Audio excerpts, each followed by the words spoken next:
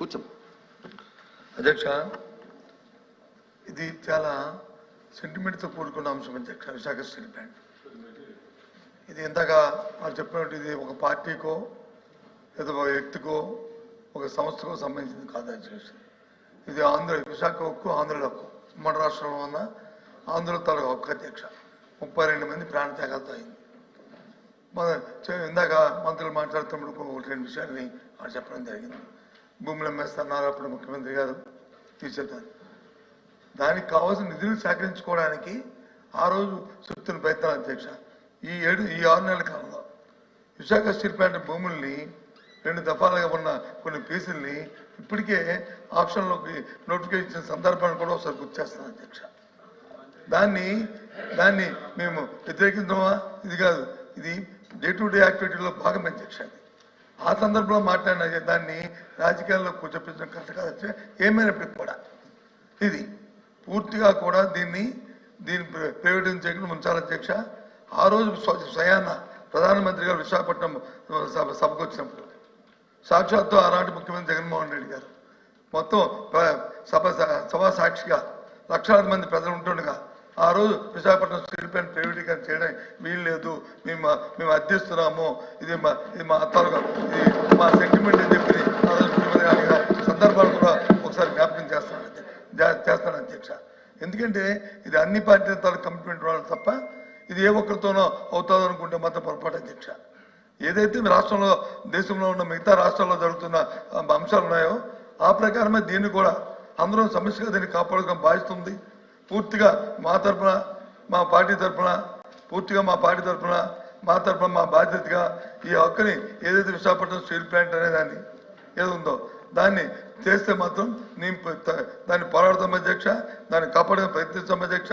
ఏదైతే ఇప్పుడు గౌరవ సభ్యులు చెప్పారో కూటమిలో నాయకులు అచ్చెన్నాయుడు గారు కానీ లేదా పవన్ కళ్యాణ్ గారు చెప్పారు, ఆ మాట మీద కట్టుబడి ఉండి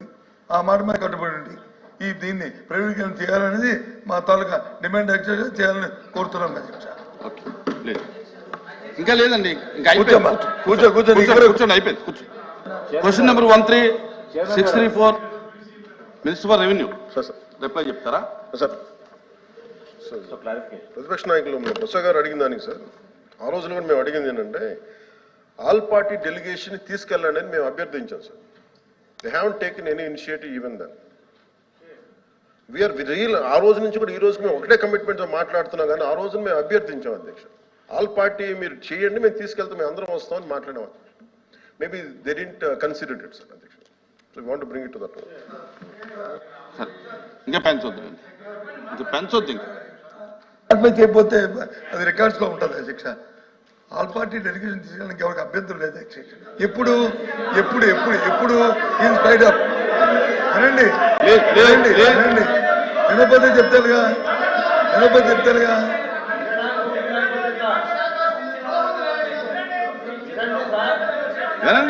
వినండి దయచేసి వినండి.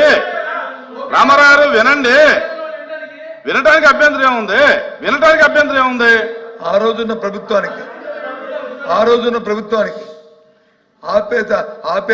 ఆపే శక్తి లేకపోయినప్పుడు ఆల్ పార్టీ డెలిగేషన్ రావాలని మాకు ఆ శక్తి ఉంది. అది ఉంది కాబట్టి ఎందుకు ఆపగలుగుతాం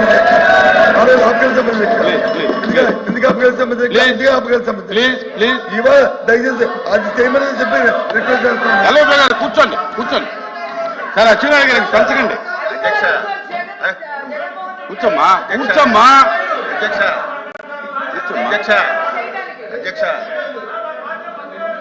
ఆ రోజు కనుక నిజంగా మనసు త్రికరణ శుద్ధిగా వారు కనుక ఆపండి ఉంటే అసలు ఈ రోజు ఈ ప్రశ్న ఉత్పన్నం అయ్యింది అధ్యక్ష. Question is over. కూర్చోండి. కూర్చోండి ప్లీజ్ కాంట్రవర్సీ అవుతుంది.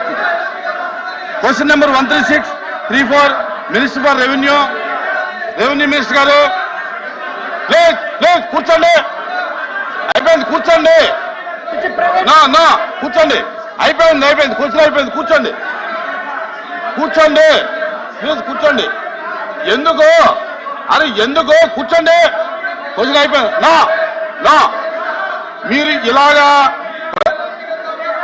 కూర్చోవయ్యా స్వామి, కూర్చో కూర్చో, రాహుల్ కూర్చో.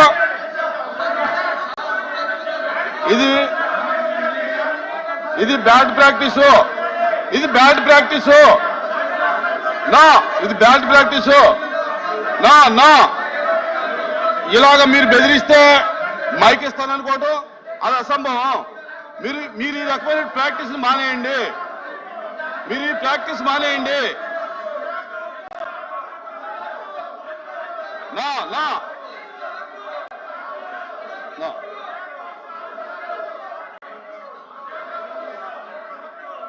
ఎవరు లేదు లేదు లేదు. నా నా నా నా నా ఎవరు ఆ క్వశ్చన్ అయిపోయింది. ఏమో లేదు, అది లేదు. అరే ఎందుకు వస్తారా మీరు? ఏంటి దేనికి వస్తున్నారు మీరు? దేనికి వస్తారు చెప్పండి. మీరు దేనికి వస్తున్నారు?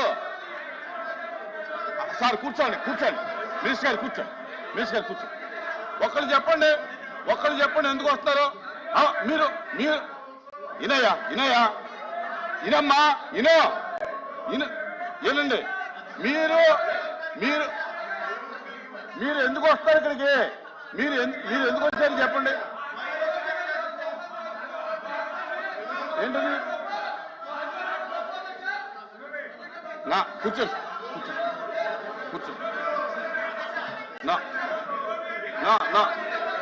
నా